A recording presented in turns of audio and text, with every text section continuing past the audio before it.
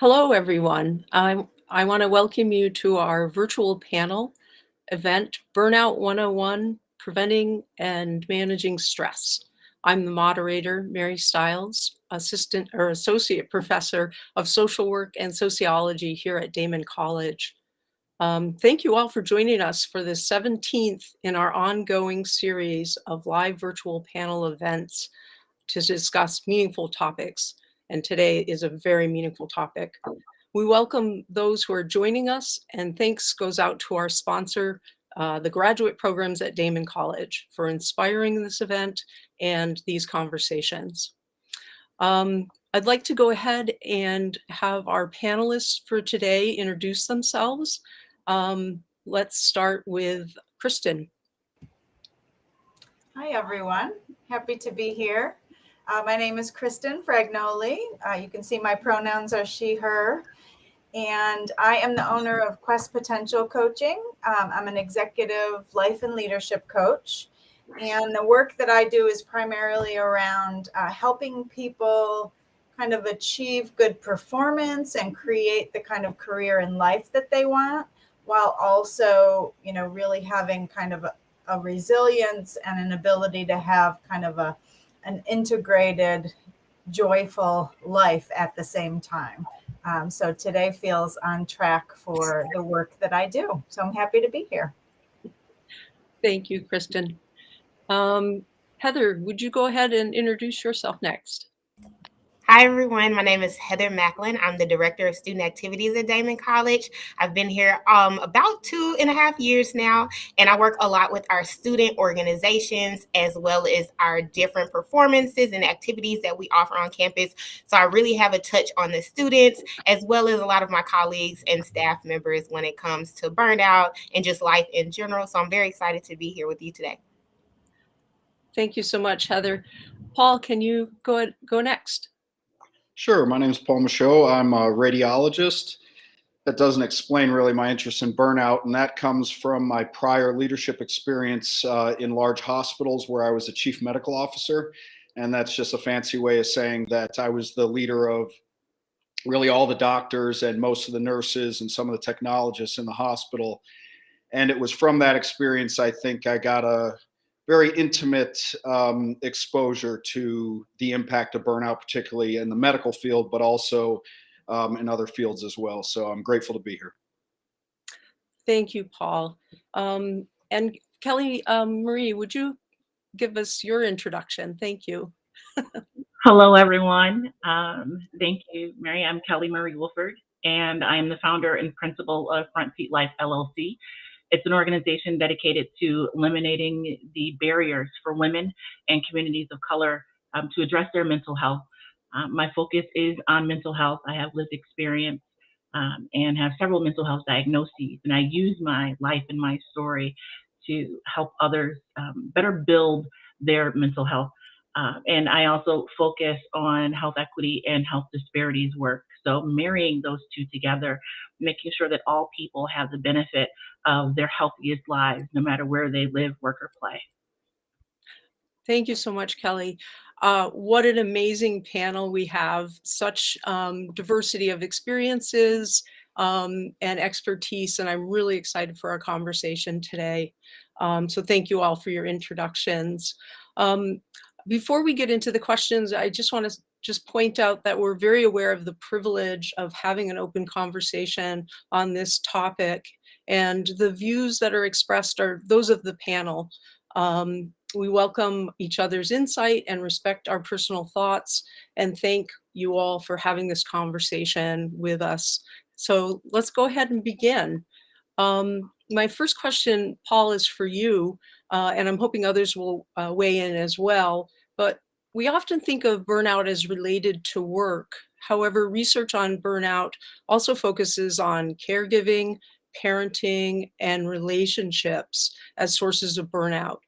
Given that these are different aspects of life, what is burnout?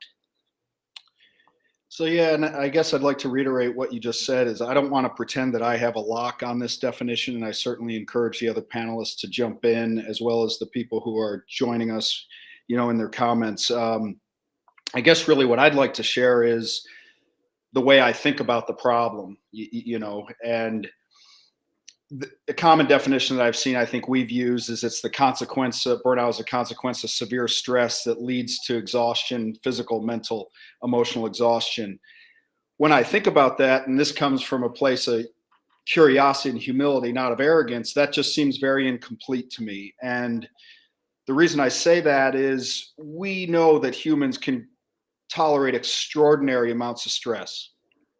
And, probably the best model for this is athletes.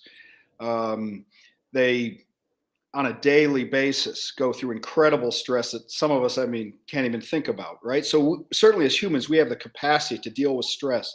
So I think defining burnout by stress only, at least I think about that as incomplete. So now that leads us, okay, so what else could there be? And the way that I think about it, and the closest model that I think, or at least I would like to propose, is that of trauma. And so when you think about trauma, there are what I would say are two essential features. And the first is stress, right? There's some incredible stress, incredible event or situation that you find yourself in. But I think the second component that is just as critical is that there's some component of lack of control or immobilization involved, okay? So I think when you look at this through the lens or through the model of trauma being a stressful event exists, and then a loss of control, lack of control, or immobilization. And I think the other thing that once you think about it through that lens, you start to realize burnout is just not some, thing that happens that's mental. This is actually, happening at a physiologic level physically. So again, back to trauma, what happens with some kind of traumatic event is that we have activation of our sympathetic nervous system, right? And the idea is that activates fight, flight, we commonly call it. When that's activated, it allows us to hopefully escape that traumatic situation. And when that works successfully, our body is then able to calm down. It deactivates essentially. Where trauma becomes very problematic is when there is not that activation, when the fight flight does not work. It's thwarted in some way. So much trauma is there's that event, but then there's some kind of immobilization. You cannot escape what is happening. And physiologically, what happens to us is then the sympathetic nervous system does not turn off. So even though the event is long past, our sympathetic nervous system is still responding in a way that it's still on. It still thinks we're in fight flight, okay? So that's the trauma model. So how does this apply to burnout? So certainly the event itself may not be as great as intensity. However, if you have a chronic stress that is happening over a long period of time, and again, whether that is as in work, as a parent, certainly in relationships, sadly, I think many of us can or have experienced that. If we have an event that's causing some kind of chronic stress over a long period of time, and we don't think we can do anything about it, we don't think we have control, or we don't have control in some ways. I think we're in a very similar situation where we are constantly in fight flight and we're not getting out of it. So that's where all the secondary features of physical, mental, emotional exhaustion come in, because we're never off. There's always this feeling that we're on, we're always involved. And again, the reason why I think the way we answer the question of what is burnout is critical, because how you answer a question and how you define a problem is going to determine how you solve a problem. So with that said, I'd like to certainly open it up to anyone else who'd like to contribute to that. Thanks, Paul. I know, Kelly, you mentioned that you wanted to say a little bit about this as well. Yes, and so I think it's also important to know that what causes burnout for one person doesn't cause burnout for another person, right? We are all individuals and created unique, yet the same. But what affects me may not affect Paul. or Heather, or it will affect two of the three of us. It may not lead to the same conclusion. And so I think it's important to really be aware of that piece. And when you think of the word burnout, it's a slow flame that goes out, right? The flame just doesn't, it's not like a candle, right? It's a slow flame that burns out. And that really, as Paul said, that chronic piece, that long lasting piece, it's not an instantaneous thing. It's something that has happened, over time, or a stress that has happened over time. And stress really is anything. It's anything that affects the body, whether it's physical, whether it's emotional. It could be good stress. Sitting in a chair is putting stress on your lower limbs and your back if your posture is off, right? So stress itself looks different. And Paul, I think, really summarized that great when he talked about the emotional and physical piece of that stress. Yeah, it's sort of a continuum, and people hit a threshold of where they're where it's too much, and then we begin to kind of deteriorate or go into fight, flight, or freeze, as Paul is discussing. And I think, Kelly, from what you're saying, it's really our lived experience that kind of opens us up to how stress is going to impact us, what our resilience is against that. Kristen, I know that you wanted to get into this part of the conversation as well. Sure, I'll just add something quickly, and that is, I definitely appreciate the idea of approaching it from the sense of trauma. I think the other side of the scale that we'll be able to talk a little bit about today is, I think there's also a factor of what kind of supports and coping mechanisms and kind of community connections people have or don't have. Because when we have more support and more strategies and skills, we're naturally able to handle more and have support, so that something that we might have to handle alone would kind of be overwhelming. But when we have different resources and coping mechanisms, it perhaps wouldn't overwhelm us. So I think in addition to thinking about what causes the support, what causes the burnout, it's really important, and I think we'll do it today, to talk about what are the things that kind of slow that process, so that even if you're experiencing the same experience, it doesn't actually lead to burnout because of those support systems. So I think of it as a scale, and whether the trauma or the overwhelm is met by sufficient strategies or not is a huge kind of indicator. So, yeah, we really have to talk about both sides of the model, the prevention, the sort of meeting the stress, as well as what those stressors are. I know we're going to come back to this first question. I think it's going to weave through our whole conversation, but I'm going to move on to the second question, and we've sort of put our toe into it a little bit. But Kelly, this is for you. What are some contributors to burnout, and how do we know if we're sort of heading in that direction? So yeah, we have talked about this just a little bit when Paul spoke about the emotional and physical, psychological exhaustion, right? There is this sense of fatigue, and it can manifest physically, right? So you can feel tired and be tired physically from an external stressor, and it can be work, it can be school, it can be relationships, whatever that stressor is that's causing you to live in that chronic state.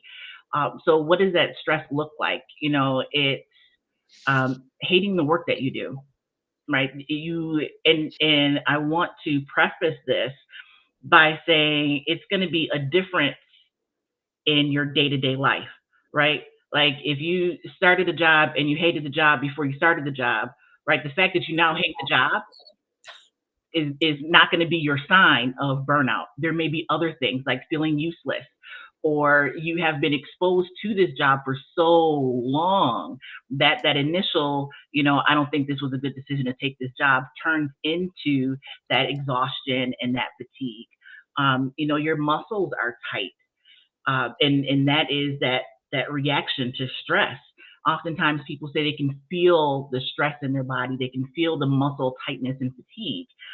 Having tight muscles will also cause fatigue because your body isn't having the opportunity to relax. Becoming extra sensitive, things that didn't bother you before now bother you all of the time.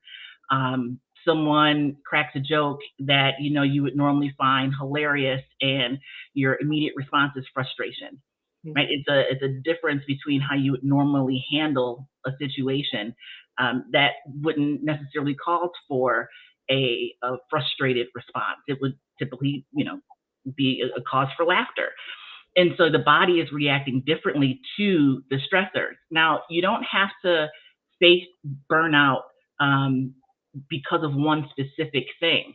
It kind of spills over into the rest of your life for many folks. So if the relationship is the issue or school is the issue, it will then cause some effects in the rest of your life. So if you are exhausted, you don't have the energy to go and, maybe sit on a Zoom with friends and, have this, virtual, how are you doing type of a situation. Support systems are different now. And you might have had support systems a year and a half ago that no longer exist. And so you've been coping, on your own and haven't been able to figure out how to put those pieces back together. That can cause burnout as well. And I would love to hear from, other folks, but I think that feeling of uselessness is key, because you start a thing not feeling that way. Right. And so I'm going from a healthy perspective, right? You made a decision or you're in a situation, work, relationship, whatever, and it was a good decision for you. It was a good fit, but something happened along the way to begin this burnout sensation. And it will manifest differently in different people. Some people will be physically exhausted, but won't have the, extra sensitivity of emotion, right? They may have more of a mental reaction than physical.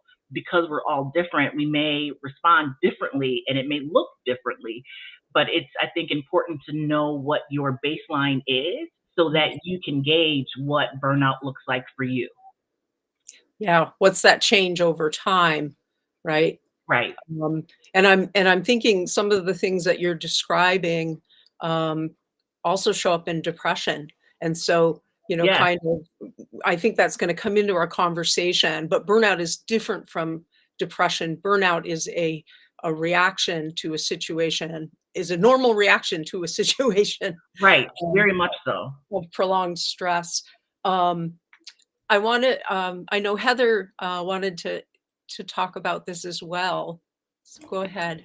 Yeah. So I think Kelly makes a great point when she stated that you can be stressed out or have burnout in one particular area of your life, but then it starts to affect the other areas, because it's so true. And I know within myself, I know that I'm about to be burnt out with something when I start avoiding it. That is something that I've known about myself since I was in high school, that really I have a negative coping mechanism of avoidance, to where I avoid it so that I don't have to deal with it. But now that I'm not dealing with it, I'm even more stressed out because I'm letting everything pile on. And so as you start to learn those healthy coping mechanisms, you learn to stop yourself and start making your list so that you can get an action plan in place. And so I really have had to learn when I'm getting burnt out in a situation to kind of pause and realign myself so that I don't go too far. Because once I get to a place to where I'm just extremely stressed out, I can't do anything, and it's too stressful to even think about making the action plan that's going to better myself.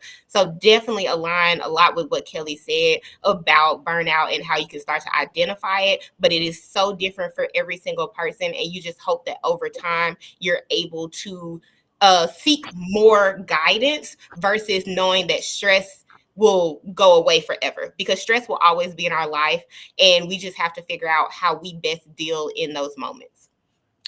Yeah. Heather, I'm hearing this sort of cascading of, starting with avoidance, and then that brings more stress because you're avoiding, and that brings probably some anxiety because you can't, now you're worrying about the thing that you're avoiding, that you're feeling stressed out about. It's just this cascade. And you're talking about catching, sort of noticing that, am I procrastinating, right? Oh, okay, I'm procrastinating. What can I bring to this? Yeah, I think a lot of us can really relate to everything you've said about this for sure. Um, Paul, I know that you wanted to say something about this aspect. Sure. So I guess I wanted to share a little story perhaps that I learned in the military. And I think another component about this is, I think, goes back to control. When we don't believe that something is going to end, or we don't know when something might end, that's a setup for incredible stress. So, for example, if you were to tell a soldier, "Hey, I need you to guard this post," and just guard it, and I'm not sure when it's going to end, we'll just let you know. Versus if you tell them, "Hey, listen, this is going to suck, but you need to guard this for 24 hours, but my commitment to you is that 24 hours you're going to be relieved." Those are two incredible different situations. And again, I think it comes back to that concept of control. If you know something's ending at 24 hours, you can bear almost anything for that period of time. It's those situations where you're not sure if they're going to end that become very problematic, and you don't know when you're going to get that chance to recover. And I think that recovery piece is key. And again, I go back to the analogy about athletes, right? We as I mentioned, athletes go through incredible stressful periods, but they also balance that with times of recovery. And it's that alternating balance, or stress and then balance, that truly we get stronger, we get more resilient. And we see this in nature with the rising and lowering of tides. I mean, this is a very natural concept. So I wanted to share essentially a phrase that I used to share with my doctors.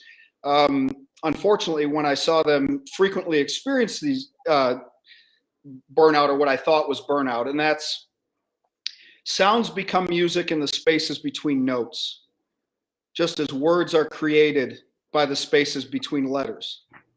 It is in the spaces between doing and work that love, friendship, depth, and dimension are nurtured. Without time for recovery, our lives become a blur of doing, unbalanced by much opportunity for being. And so that's a concept that's been with us I didn't just make that up. I mean, this is not new. And I think we sometimes think that burnout is this new thing just because we put a term to it now. It's not. This has been with us for a long time. So I think another situation when we're addressing it, or what is contributing to this, is, does the person feel that there's an end in sight to what's happening or not? Paul, that's a beautiful way to view it. I love that. I hope you'll share that for our audience and for all of us, so that we can kind of refer to it. I just in hearing what you said about burnout and just kind of that lack of control, I just want to take a pause here and kind of name some things that are showing up in the research that are correlated with burnout. And lack of control is one of the big ones. So not having influence on your schedule or your assignments or your workload, being unclear about your job expectations. What's your degree of authority can be really difficult and challenging. Dysfunctional workplace. So if there's office bully, or you're feeling undermined or micromanaged, those can kind of feed burnout. Extremes of activity, being really overworked or underworked, and lack of support, which has been mentioned. Most of these have been mentioned in different ways. And then work-life imbalance, which I think we're going to probably talk about a little bit more towards the end of things. Let's see. I'm trying to see if there's anyone else that wanted to speak to that last question. I think we're ready to move on to another question. Kristen, this is for you. Since the start of the pandemic, many people have experienced significant changes to how they engage in work and their work-life balance. What role do workplace teams and collegial relationships play in our experience of work as stressful or thriving? Yeah, that's such a deep area that we could spend some time on. So work relationships absolutely play a big role in whether we feel like we're flourishing or we're burning out. And I think some of that comes from just the very basic need that we all have to have human connection, genuine human connection, and to have a sense of community and belonging and all of those kinds of things that can feed us, and when they're absent can really deplete our energy. Depending on the place of work, those relationships either serve to support or serve to create more stress. And I think that's a really important area to discern what's happening with your work and other relationships. I think right now there's just an imperative that all teams, regardless of the industry, regardless of the setting, should really be giving some attention to how the team is showing up to support these kinds of issues for people. We need places that feel psychologically safe. We need to be able to talk about the stressors and the issues and the concerns that we have in a way that will not, we won't feel repercussions for expressing some of those challenges or places where we need support. And I think that a really important piece is when those conversations are kind of put on the table, that we're really careful about living what we're saying. So I think that we can say, oh, we support wellness, but then stigmatize people when they actually share that they need support. And typically it's those people who need support get the least support tend to be those that are the most stigmatized.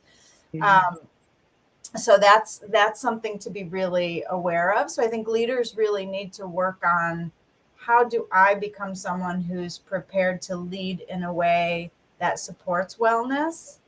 And one of those is really to look at, do our practices and our policies actually align with what we're saying we support for our people?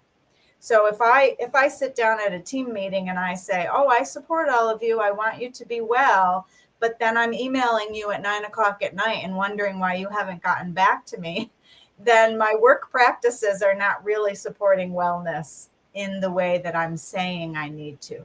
So a really clear look and discussion about, what are we doing that does support wellness? What are we doing that maybe inadvertently or directly does not support those wellness values that we're, saying that we have? And just really looking at, each person's going to need something different. So when we work as a team together to try to support each other's wellness, recognizing that different people will need to ask for different things. And really opening up to the idea that so many things are shifting now, and people need, it kind of relates to some of what Paul has talked about with control. People need the agency and the autonomy to define for themselves what feels supportive. So we can't mandate, wellness practices. But we can model them, and we can be open to them, and we can be genuinely curious with whether we're the leader or whether we're just a colleague about what will feel most helpful to others, and try to give that to them, or at least try to leave the space for them to determine that themselves. And I think the last thing I would say, and it relates to that idea of having policies and practices that actually align with that stated value, is that a lot of times we rely on individuals to kind of self-care, and self-care is really important. But I saw a meme the other day, and I literally printed it out because it said, screaming self-care at people who need community care is setting them up for failure. And so I think recognizing that we need systems and policies that support what we say, not just kind of, listening for a bit and saying, okay, well, take care of yourself. That's great to do that, but it's probably not enough in the kind of world that we're living in right now. So I think we're at a moment when, work teams really need to take a very conscious and purposeful look at how they're showing up to these kinds of issues. And if they do, it can make a huge difference, and it will likely make their work and their organization that much more successful. But it can't be taken for granted. I think we have to be really purposeful about the conversations and the kind of interventions and practices that we use. So much that you have in there is amazing and needed. And I just wanted to kind of, we have a question from the audience and some things that the panelists want to add, but I wanted to just mention that it's really important that our leaders not only sort of include wellness in our organizational culture, but that our leaders exude that wellness. So if our leaders are burnt out and the expectation is that we work at that same level to burn out, and our peers are working that way, our peers and our teams are working that way, then we really need to have that leadership show us how do we have wellness in our workplace and have that demonstrated and modeled for us, however we choose to kind of follow that in our own life is a personal matter. And I appreciate what you were saying about that, Kristen. Heather, do you want to chime in and then we'll go to the question from the audience? Sure. So speaking as someone who my work community is one of my main communities in the area, because I'm not from Buffalo, I don't have any family here. I started this position 1 semester before COVID hit. So that means that I was just getting into my normal life in Buffalo, and then everything shifted. And so it's been super important for me to have a support system within my work environment, because I only have a few other individuals that I can tap into that are local. And of course, I have a lot of friends at home, but it's just something about being face to face or in the same area, at least close by to you, where you can get to people and hang out and express yourself. So I think one of the most important things that Kristen said was about that modeling.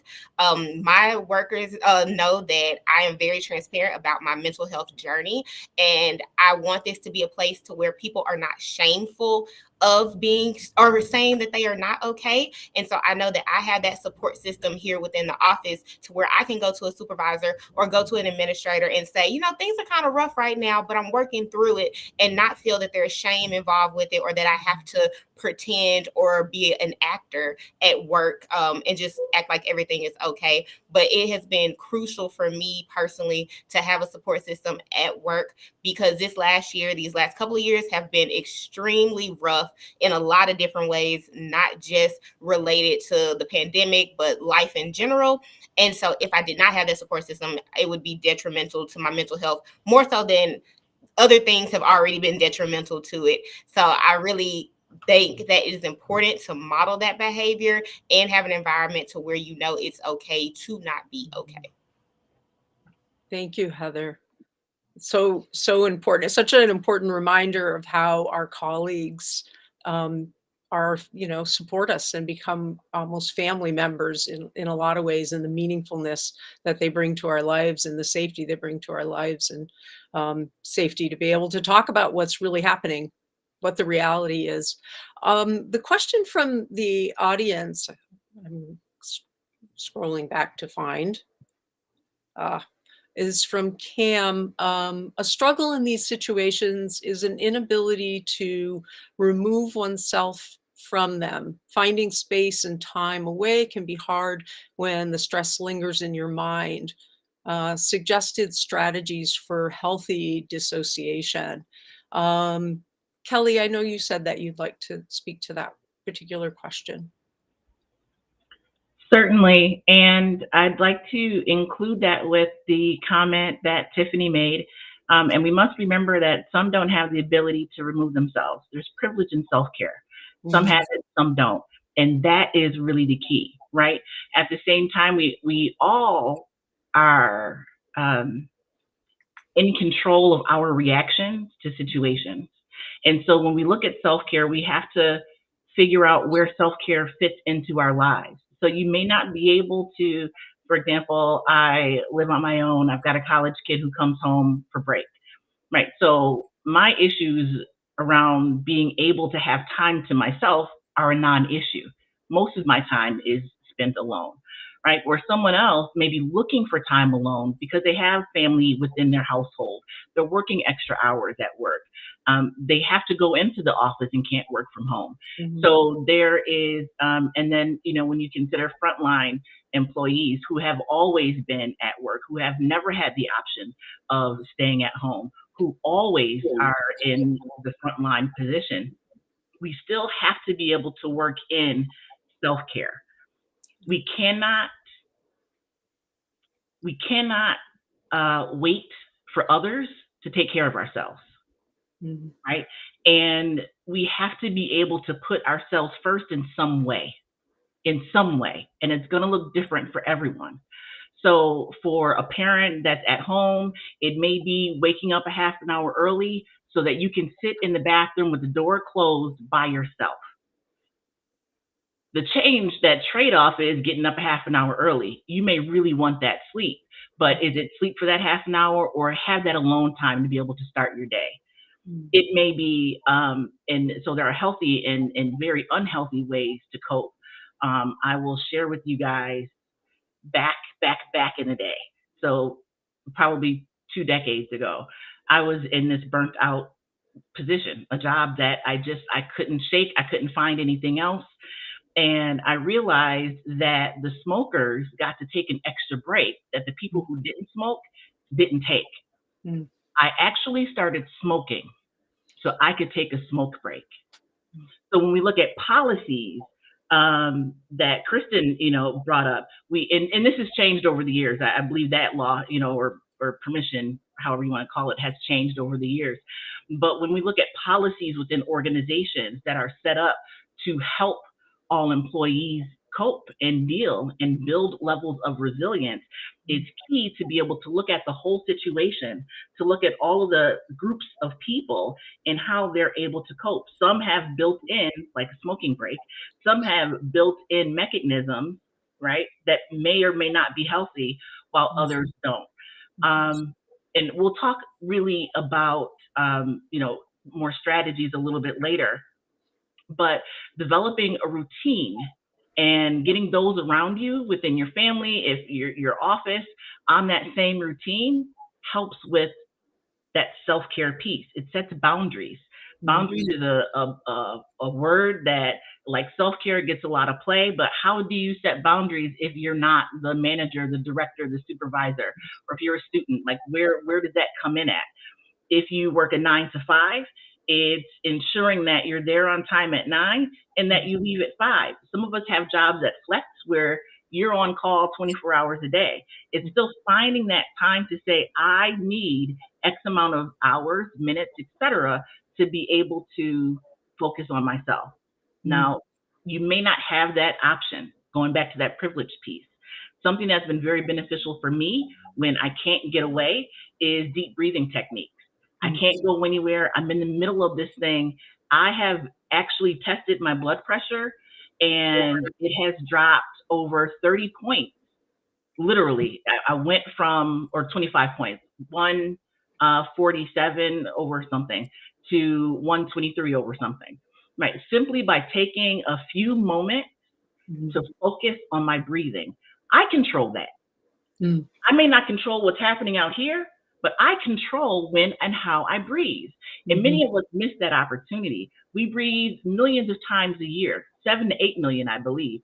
We can take some time within that 8 million moments of breath to focus on breathing. It will automatically reduce your stress level. It reduces your blood pressure. So it's reducing the physical stress on the body. You don't have to have high blood pressure in order for your blood pressure to be high. So those are two different situations as well. So I just want us to be mindful that even though we may not have systems in place, we must find some way. Again, it's going to be a give and take to address our personal needs, because no one is going to care for you more than you can care for yourself. Thank you, Kelly. What I'm hearing is some good suggestions, breathing, but also setting some boundaries, even if there's not a lot of room to move within. There's got to be something that can be done. Definitely. Yeah.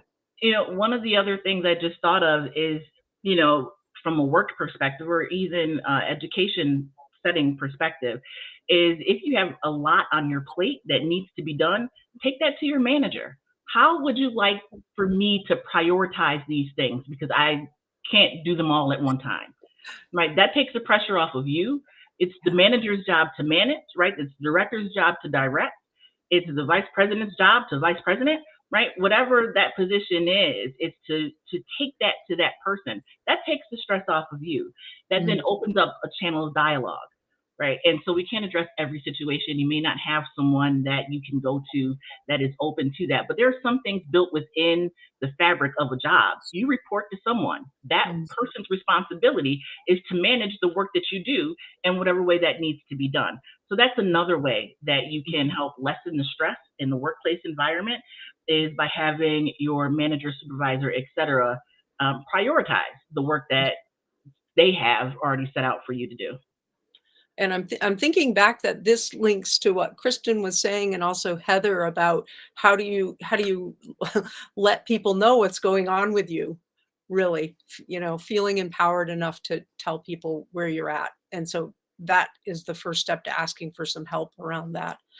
Paul, I know that you had said you wanted to speak to this a little bit. Sure. So I just wanted to jump in, back and reiterate what Cam and Tiffany brought up, which is that, sometimes the struggle is the inability to remove ourselves from a situation. And another feature of burnout that I think I've seen, and I think people particularly that decide to go into any type of service field, medical field, or really anything where you're serving others, is that someone who cares. Right. So if you don't care about something, man, those seems to be the most stress-free people in the world. They don't care. It's these people who have a deep caring for other people, that despite the problems in the organization, despite the problems in the system that are happening, they are willing, and they will sacrifice whatever they have to sacrifice to do the right thing for the individual. And I saw this on a daily basis with my docs and nurses. And so I think, and again, ultimately it comes back to that control. They're trying to implement some kind of level of control, but the problem is the system never ends. And so another, I think, good point that Kristen really brought up is certainly self-care and individual responsibility, and control what we can control. That should always be a part of life, right? But we also need to recognize that you need to solve a problem at the level that the problem was created. So if burnout was a very small thing that affected, a very low percentage of the population, well, that's probably an individual problem. But if we can sit here and have a discussion and people can relate to this, and a mass number, incredible number of people can relate to it, that's a system problem. So the problem, I suggest, a big component of it needs to be solved at the system level. And Kristen just brought up some great things about leadership, and I forget exactly what she said, but she said something, leaders need to live what they say. And this is one of the biggest things that I see, right? Everything is great, right? All the leaders have read all the books they're supposed to read. They went all to all the training they need to go to and all that stuff. But guess what? I'll tell you, you find out what a leader's made of when the crap hits the fan. Right? When they are put under stress, when their boss is putting pressure down on them, and then what do? They crap on the people below them, right? Crap rolls downhill. That's what a leader's made of. So, that's where all these things are essentially just lip service if we're not implementing these as leaders ourselves. Thanks, Paul. I'm just checking the chat to see if there's another question. Kristen, I see that you want to kind of weigh in here. Go ahead. Thanks. I'll be quick. I just want to connect kind of two ideas, one that Kelly shared and that Paul shared at the beginning. And that's the idea that stress and burnout is very much a physiological experience, right? Mm-hmm. So your all of your systems are reacting in the way that we're conditioned to react to keep ourselves safe, right? We're no longer running from cave people who are chasing us, but we're still responding with that really natural way. So the breath that Kelly mentioned is really important. And one of the things that I want to talk about is the idea that getting in touch with your body, starting with the breath, and then even just learning to pay attention to the signals that your body is sharing with you is really kind of probably the most portable and most powerful skill set that you can use for burnout. Because we, especially in Western society, we're trained not to pay attention to our bodies, right? Our bodies are our adversaries. They never look the way that we want them to. They never do what we want them to do, right? So I teach a strategy called the micro check-in. And basically, anybody today can start doing this. And I say 3 times a day, just stop, take a few of those deep breaths like Kelly mentioned, and then ask yourself, what do I need right now? And you might find, I need a drink of water. I need to go to the restroom. I need to stretch. I need to sit down. I need to stand up and move. There's no right or wrong answers, but just kind of checking in with your body can do that kind of parasympathetic activation, the restoration activation. And then the more you do that, the more readily you can activate it. It becomes kind of like a muscle memory. So just checking in on yourself regularly. I'm sure there's people in the audience who have said, oh my God, I was so busy today, I forgot to eat lunch, right? Like we do things like that. So I'll leave it at that for time, but really kind of tuning in and making sure you're paying attention in that way, I think is really powerful. Thank you so much. I think one thing that was noted that our audience couldn't see is Paul had written in about The Body Keeps the Score, which is a fantastic book written by Bessel van der Kolk. And I think everybody on the panel was like, yes, that book, all about, being in the body and coming to the body and recognizing how we can use the body to kind of be healthy and healing. We're going to talk a little bit more about that after our break. So we'll be talking about sort of strategies and things. But before we go there, I wanted to ask Heather, this question is for you. We're kind of circling back to another aspect of what we're talking about. What role does social media play in the experience of stress and mental health for college students? Yes, so there are so many layers. And students, if you're in the chat, please put some information in there because I really want to hear from you.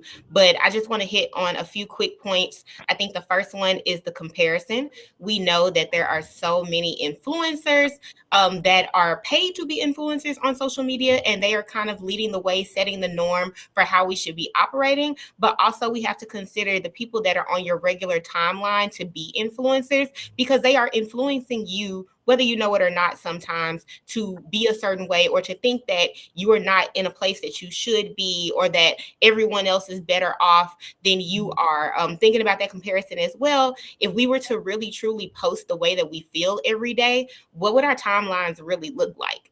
Because I know that my timeline tends to be very happy, very much a colorful experience for people. And even on days where I'm not feeling my best, I almost don't want to post those things because I could see it being a burden for others. And I don't want to bring them down to the same place that I am. But that's something I think about often. If everybody was seriously truthful in their experiences that they're having on their social media accounts, I think that we would also intake that information a little bit differently as well. Because I definitely have times where I compare myself to other people. And I've heard the people that are in our student body also say that they've done that.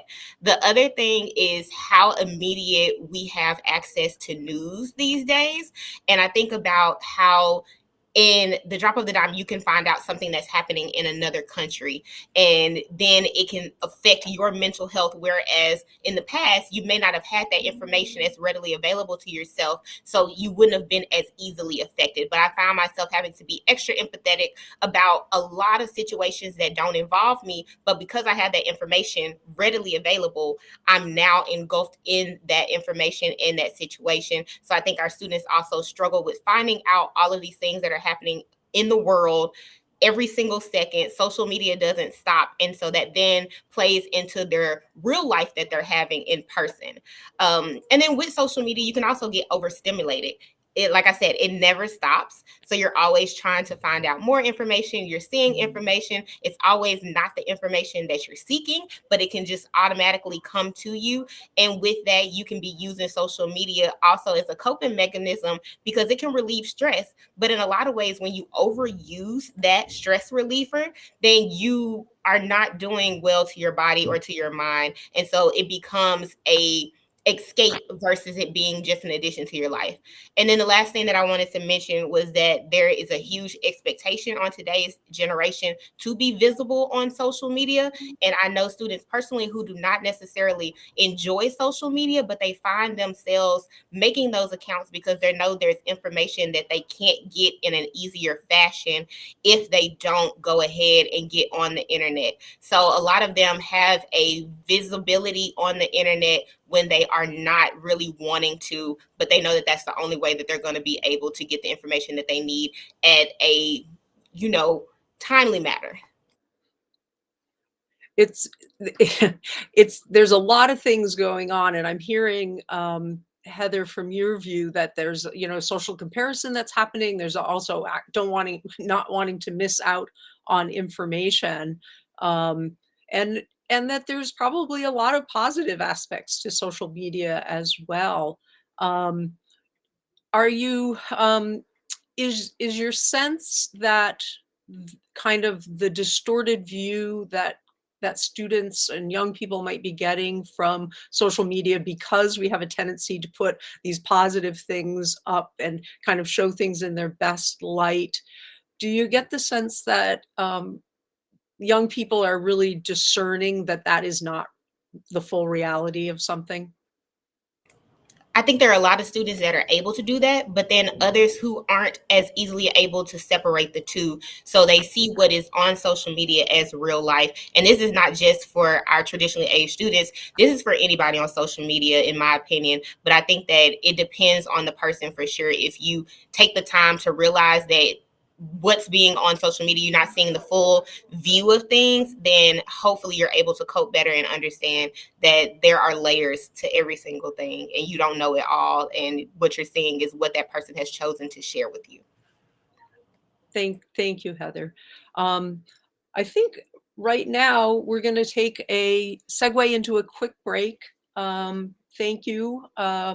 We're going to have a brief message from our sponsor, Daemen's Graduate Studies, and then we'll be right back.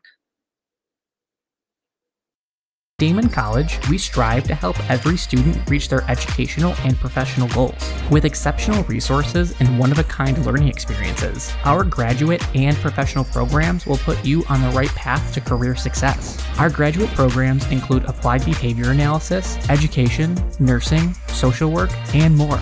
7 of our 11 graduate programs are open to any undergraduate major. Explore our graduate programs today by visiting daemen.edu/graduate. And just like that, we're back. That was pretty quick. Moving on to our next series of questions. Let's see. So I think we're gonna shake things up a little bit. We've kind of touched on some of the questions throughout, and so I'm gonna go to a question on mindfulness. This is for you, Paul. As a social work professor, I teach a course on mindfulness-based interventions, and this is for our Masters of Social Work students. This is both for their self-care, their professional work, and to manage stress in their professional work, and also to teach their own clients how to use mindfulness meditation. Um, how important is it in the medical field for doctors to learn and practice stress management? And is this part of their training? Yeah, so this is a really difficult question, and I guess I would just say this goes beyond the medical field and really applies to any of us. I can only speak from my experience. I think there's just a paucity of training in this area, and the people that I know that are good at it either go see people like my fellow panelists to figure this out, or they figure it out on their own. I can't think of, other than maybe some individual mentors that I had and maybe tried to gravitate to, that this was any dedicated part of my training at all. And again, as I shared in the beginning, this only became important to me when I would see it on a consistent basis with my docs and nurses. So I guess to be very clear, to answer your question, my experience, no, it was not part of my training. I think this is something that people just kind of happen upon themselves, unfortunately, through necessity. Right? Necessity is the mother of invention. And I think this is where leadership becomes so important. We know this is a systemic problem. So what are leaders doing to recognize this? And I think it was Kristen that just brought up an incredible example. And this applies. And these are the insights that I think leaders need to have. So I'll just share a concept with you. Some problems are solutions to deeper problems, right?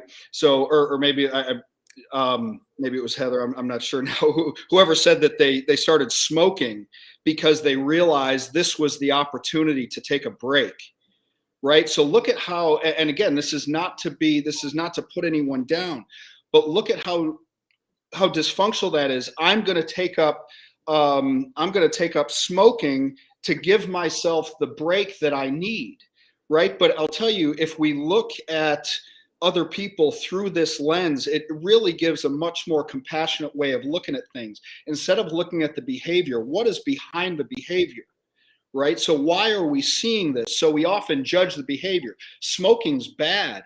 Well, goodness, Kelly's doing this because she wants to survive, right? This is the only way she's figured out how to get a break in her environment. Right. So I think if we look at it as leaders, if we start to recognize what are these behaviors, some people brought up the concept of avoidance. So when you see one of your teammates avoiding something, wait a second, there's probably something deeper there. Right.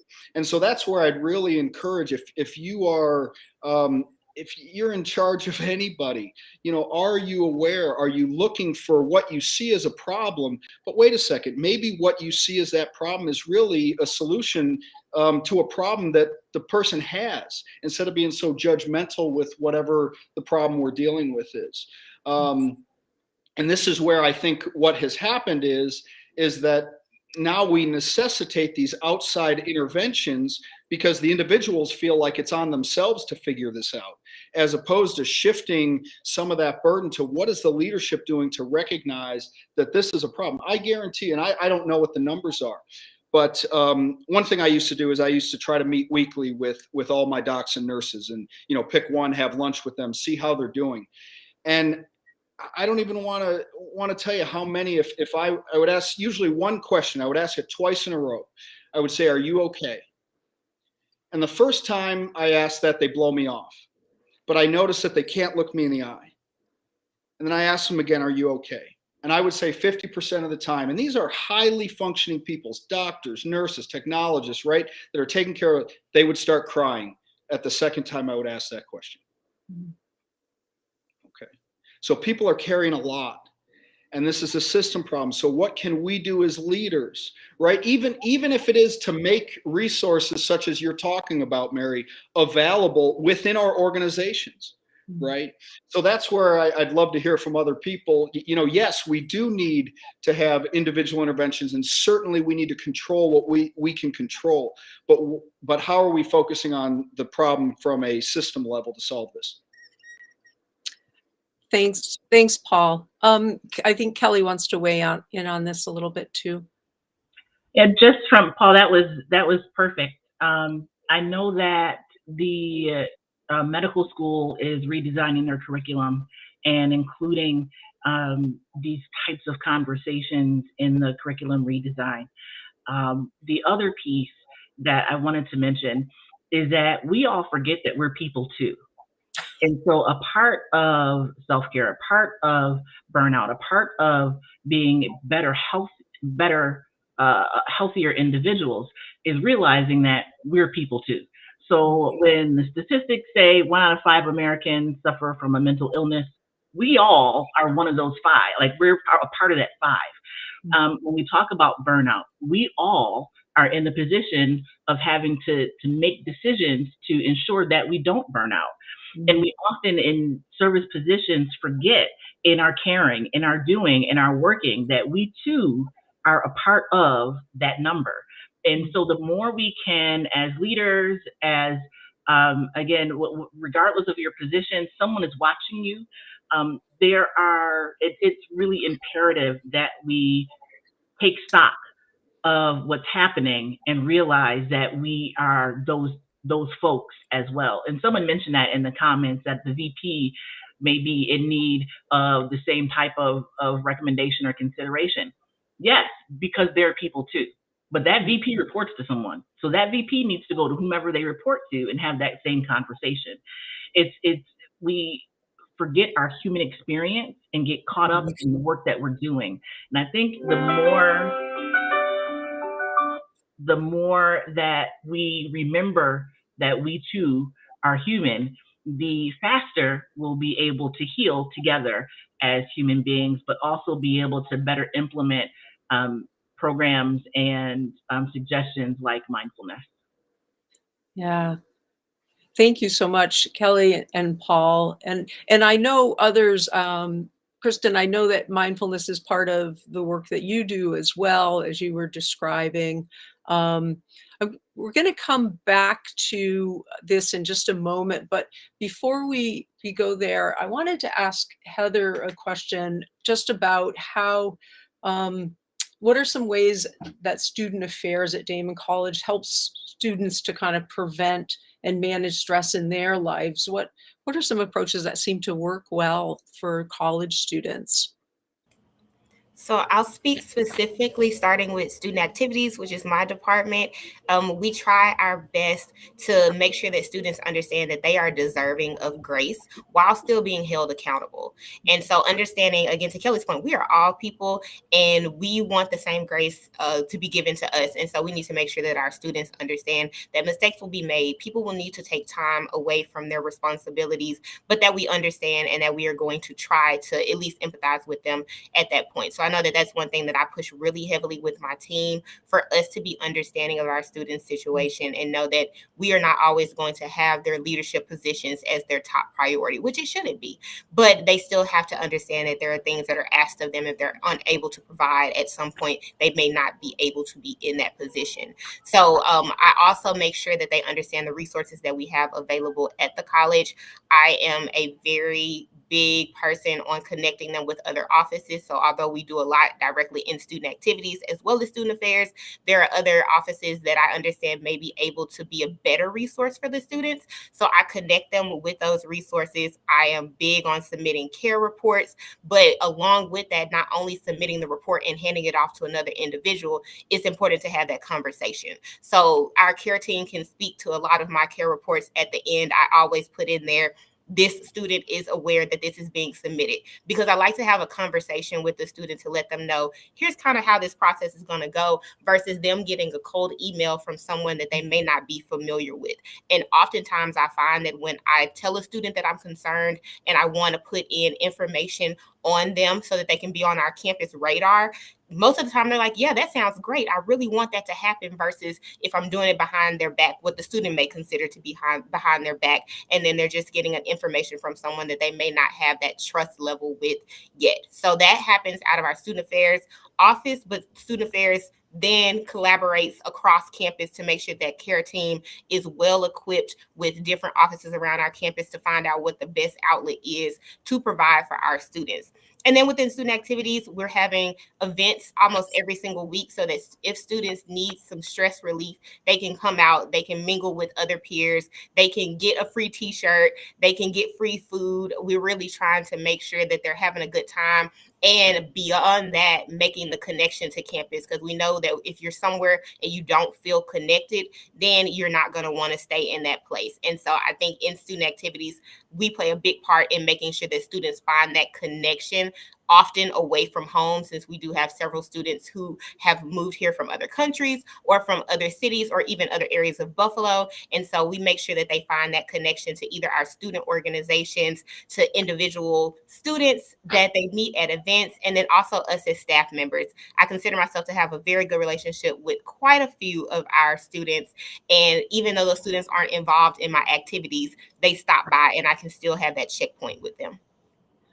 This all speaks directly to my heart, Heather, because I work a lot with substance use prevention and building activities for college students. And so it just makes me feel so happy to know that you're there with your staff and with others, putting those programs out and really connecting students and helping them to feel woven into the fabric of the college, which is so important for their experience. And it speaks to some of the things that have been brought up about isolation, and the need for connection so that you can actually tell somebody what's going on. And so all of that foundational work really, really helps to keep them healthy, and engaged. So I'm so grateful for everything that you're doing.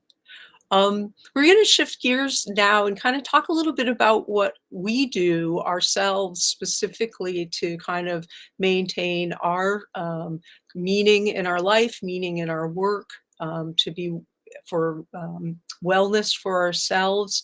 Let's start with Kelly. What are some ways that you manage stress in your own life or ways you approach life that really help you to thrive? So that is, I have a laundry list of tools, right? And because I live with mental illnesses, what I need to do to stay healthy is going to be different than someone who is already mentally healthy and is looking to remain healthy or increase their mental health, right? So, however, the tools that I implement are basic and really anyone can do them. I already mentioned deep breathing, but one of the biggest things is knowing what my baseline is. Like, who am I when I am stress-free? What does my happiness level look like? How am I sleeping? How am I eating? I need to know who I am at my healthiest to be able to begin to notice earlier when something is awry. Catching it early is so important. And the earlier we catch it, and that's implementing things like self-care, and we've talked about that, the less the effect it has on you overall. It will catch up to you eventually. So either you find a way to be proactive or catch it early, or it will catch up to you eventually. And so we may not have time in our schedules, but it will catch up to you eventually. So you have to find the time. And to go back to a question we talked about earlier, two things that came to mind. One is running the dishwasher or washing a load of clothes. We put all this pressure on ourselves in addition to what doesn't need to be a pressure situation, like running the laundry or running the washing machine. It doesn't matter if you run the washing machine once or 3 times, the clothes got clean. And so sometimes we have to change our perspective on what a job well done is, right? If you have to run it 3 times, but it decreased your stress, that's the trade-off. Nobody said that it had to be another way. Yes, we're using other resources. There's always repercussions for our actions. But if we can just change our perspective a little bit and begin to see that the job getting done is really the point. Another way that we can make time for ourselves in this, is for folks that tend to have busy households, is go wash the dishes. You need time yourself? Go wash the dishes. Nobody wants to help wash the dishes, right? Go clean the bathroom. No one wants to scrub out the tub. If you need time for yourself, find something in the house that needs to be worked on. Nothing fun, nothing, like, oh, we're going to put up the Christmas lights. Everybody wants to participate in that kind of stuff. Find something that you can do on your own, right? That no one is going to want to help with. And those tend to be the moments, practicing mindfulness and being present. As you're washing the dishes, talk to yourself about washing the dishes. Focus on the process. It lowers your stress level. So I love this blue plate. It's my favorite plate. Or I hate this blue plate, but I can't give it away because it belongs to, my partner's, grandmother. So let me wash this the best as I can, because if it were my plate and I loved it, I would want to wash it, just fill in the blank, right? But those are some ways that we can begin to remain healthy. Setting goals and setting routines are also huge. The brain needs routine, right? It just like working from home. Many people had to figure out how to develop a routine for working at home because they were just working all day and night, right? So they had to set up parameters. The mind needs those parameters, going to sleep at the same time every day, waking up at the same time every day. The body functions best when it's in a routine situation. And then finally, the goal setting. I love Paul's example about standing watch. I love to ride my bike, and I participated in my first bike ride, group organized event, and it was a 20-mile ride. I can do 20 miles, any day of the week. I'll hop on the bike and I'll outside, hop on the bike and we'll ride around the neighborhood and just, I can get my miles in. But there's a difference between hopping on the bike and going for a ride and hopping on the bike and saying, today I'm going to do 20 miles. It sets you up for success differently because you have a goal to meet. Don't set it too high so that you're not going to reach it or it's going to cause you more stress. Like if you want to start exercising, right? Start with, I'm going to go up the stairs and, take stuff upstairs whenever I need to take something upstairs instead of putting in a basket at the bottom of the stairs. There are little things that we can do that do not cause us more stress and have actually help decrease and eliminate the stress. So those are some things that I do: staying active, letting people know how I feel, listening to people when they tell me they see a change. I'm rather talkative, and I know that those that care about me will say that my responses are very short, or I don't feel like talking, and that's a sign to them that they know something is going on with me. So having people in your life that know you at your baseline and know when you're off or when you may be struggling with something is huge. And then finally, hopefully I didn't say finally already, but seriously, finally, asking of others, and then they will then ask of you, how is your heart? Like Paul said, are you okay? Asking how is your heart opens up a whole different type of conversation that you can have with someone instead of saying, hey, how's it going today? Because you're tapping into who they are as a person. So I'll leave that there. Thank you so much. So many really wonderful ways of approaching and organizing your life to keep yourself healthy. Kristen, would you share with us some things that you do in your life? Sure. Let's see, did I unmute myself? Yeah. I appreciate that Kelly talked about kind of a laundry list.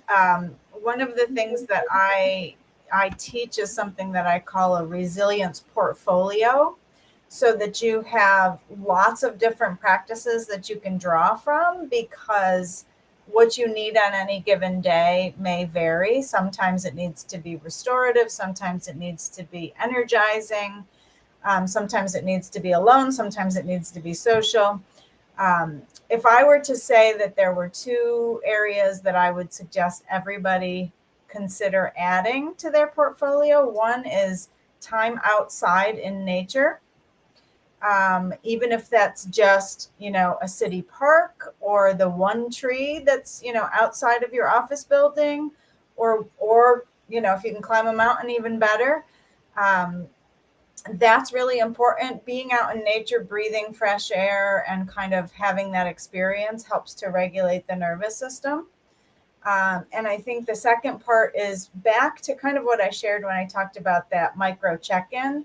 It's really learn about how your nervous system works, because so much of what stress and burnout comes from is actually the physical kind of having a dysregulated nervous system. Which then also impacts the way we communicate, whether we're able to focus. Like, it has an impact on everything else. So get outside and get in touch with your body would be the two things I would say. So powerful. And the research shows that being in green spaces and savoring opportunities where you're outside and you can really just sort of see what nature is are so helpful, even to just get a break. Yeah, I agree. It's wonderful. Thank you. Heather, would you share with us some things, maybe add that that you do that sort of help you to keep you healthy? I know you shared a bit before, but if there's anything else you wanted to let us know about.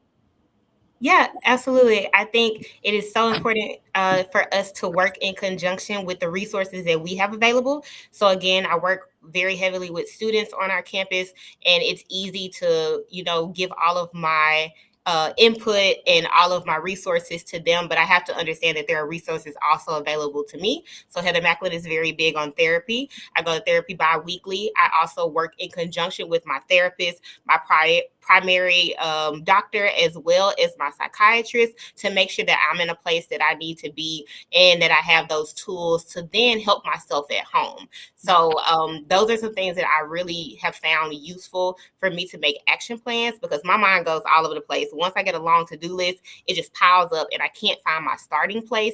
And implementing in my psychiatrist and my therapist, they've helped me kind of take all of those thoughts that are in my head, put them on paper, and then actually make an action plan. Because just like it's great to have ideas, if those ideas can't be implemented, it doesn't take you anywhere. So the same things comes with your mental health. You have to take the steps in order to make yourself a better you. So it's been very helpful, and I encourage everyone to try at least once if you've never been to therapy. And I like to tell my students all the time that something doesn't have to be wrong for you to go to therapy. Therapy is a place for you to really get the tools that you need to survive when something stressful happens, or just in your daily life. And so I've had a lot of students also share with me that they have tried therapy, at least because I'm so open with my journey with them. So super helpful, and just learn those things that help you relax. And for me, some days that's just me scrolling on TikTok for 3 hours. And that is how I enjoy myself and just forget about everything else that's happening. Thank you so much, Heather. I think it's so important that we normalize seeking help, seeking mental health care, seeking physical health care, whatever that we need to do. So I really appreciate you sharing that. Thank you. Paul, what are some things that you bring into your life to try to keep yourself healthy? I know we've shared some things, but go ahead. Sure. So I guess what I'd like everyone to think about, and actually there's been quite a bit of research done in this area, and if you're interested, you can just go to a TED Talk, and it's called What Makes a Good Life? And the gentleman's from Harvard, and they've studied this over 75 years, and I want to read the conclusion to you. It said, the lessons aren't about wealth or fame or working harder and harder. The clearest message we get from this 75-year study is this: good relationships keep us happier and healthier, period. So what I want everyone to think about is, what are probably the two most important people in your life in terms of who disproportionately impacts the stress that you have in your life or the well-being you have in your life? And for most people, it will be your boss and your significant other. And it's really humbling to think about this. Think all the time we spend at work. We spend, roughly 50% of our waking day at work, right? And so, if anyone, perhaps like me, has been in a situation where you're driving up to work and you just stay in the car for 5 minutes, because you don't want to go in. Or sadly, sometimes you pull up to your house and you stay in the car for 5 minutes because you don't want to go in. those relationships, your boss, your significant other, whoever that is for you, it may not be those two, but for most people it is. I ask you to look at those. I really ask you to look at those. And I think that's the most important thing that I try to manage.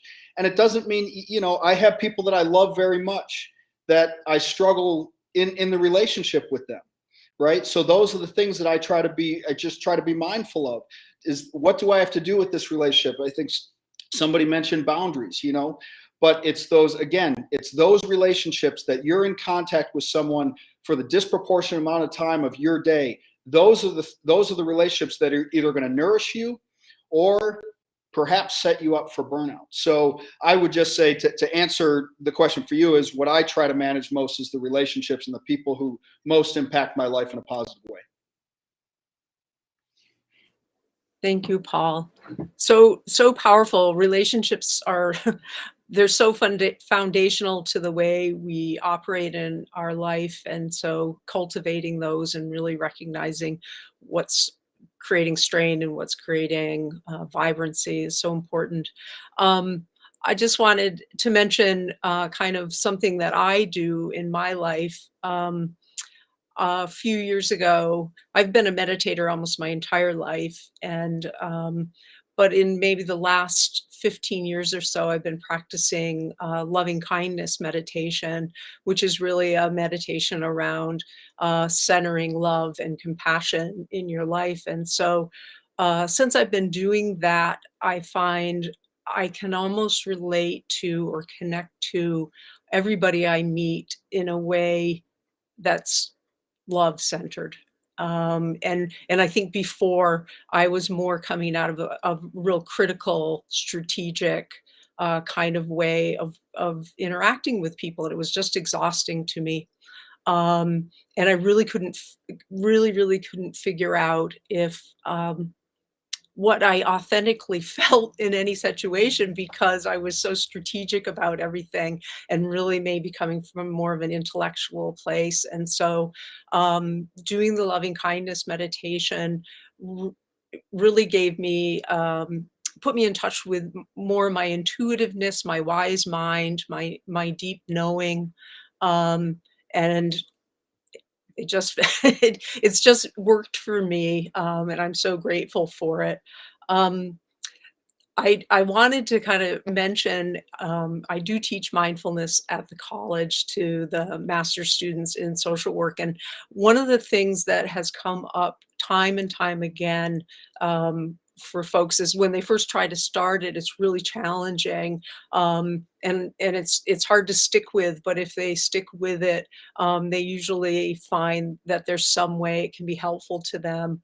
And a recent thing that came up in one of my classes, I had asked the students, where is mindfulness showing up in your life? And one of the students said, well, I notice that when I drive, I don't get as angry. I'm not like dropping the F-bomb all over the place at everybody around me. And I actually had, I was in traffic and I was sitting there and I was getting upset. And I said, oh, this traffic, I hate this traffic. And then all of a sudden I just stopped and said, okay, wait, I'm in traffic.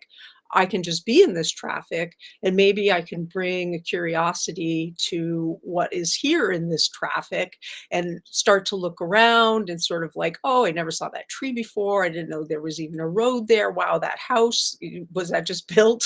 I'd never noticed any of these things. And then they said, yeah, I'm in this traffic. And then they said, oh my, I am this traffic. I am the traffic that I am complaining about. It is me.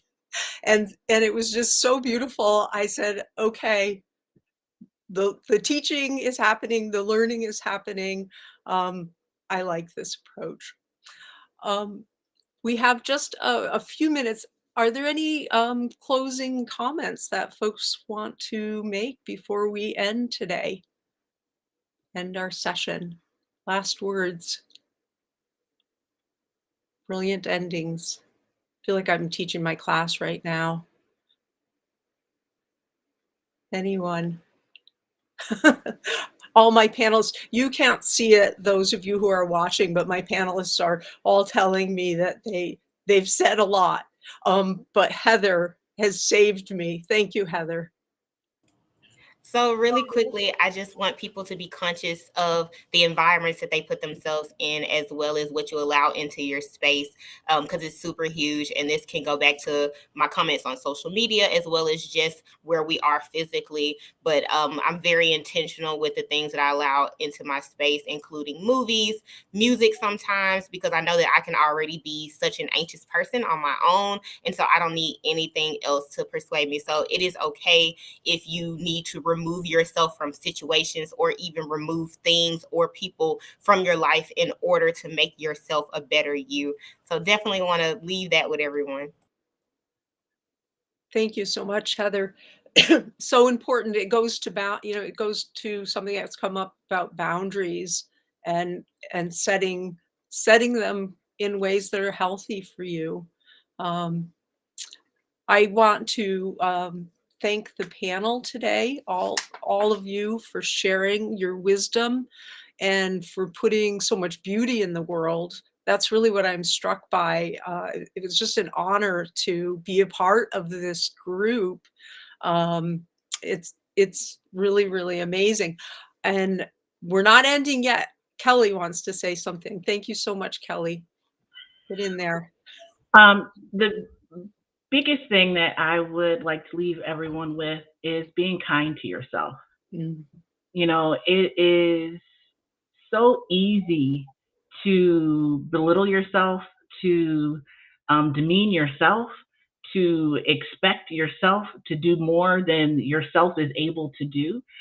So to exercise kindness, that same kindness you give to your coworkers, hopefully you're kind to your coworkers.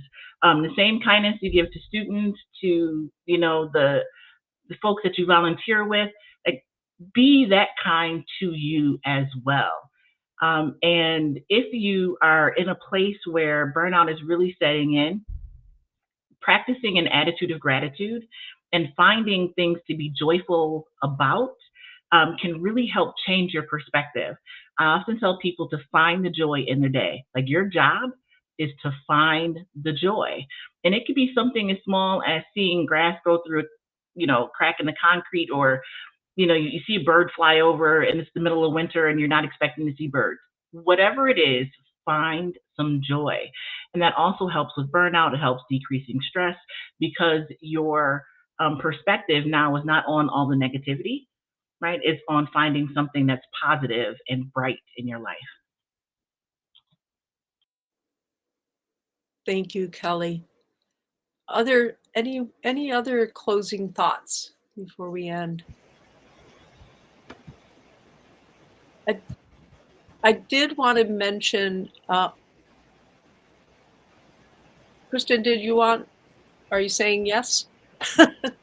If there's time, I think that what I would add to that is just that being in community is one of the ways that we get support. And so if you are feeling like you need support, reaching out to someone else and offering support to them is often a way where then you can come together and share support with each other.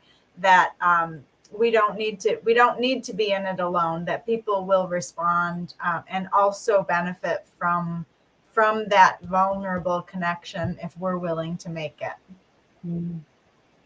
Yeah, such an important aspect of it is just to, sometimes it's hard to recognize that we're not isolated, and to really kind of reach out and take a chance, and for us to reach out to people who like Paul was asking twice, what's happening in your heart. So powerful. So many powerful things shared today. So many wonderful approaches to care, to sort of being in community, in kind of setting routines, setting boundaries, being so kind to yourself, being gentle with yourself. This is what I tell my students all of the time, and my clients as well. Be the person to yourself that you needed. Be the person to yourself that you needed when you were a child. Be that person. It's quite an amazing way to kind of meet yourself with grace and love. and centering that love in your life. We're at the end of our time. I want to thank the panelists. This was just remarkable. I was pretty nervous to do this as my first panel that I moderated, so it's a really big thing for me. Thank you so much for being on my team and making me look so good. We also want to thank our sponsor, the graduate programs at Daemen College, of which I teach in the social work department. And for more information about Daemen College, you would go to www.daemen.edu. Daemen is DAEMEN.edu. And keep your eyes peeled for more interactive virtual events coming soon. You can find our announcements on social media channels, Facebook, Instagram, Twitter, LinkedIn. I want to thank you so much for joining us. Have a great rest of your day. At Daemen College, we understand your college journey may be different this year, and we make it easy. With no SAT or ACT required, 4-year tuition guarantee for students who apply early decision, and holistic admissions reviews, the application process is simple. Plus, Daemen offers over 65 undergraduate majors and programs, so there's something for just about everyone. Not to mention, our athletics program is Western New York's premier Division II team.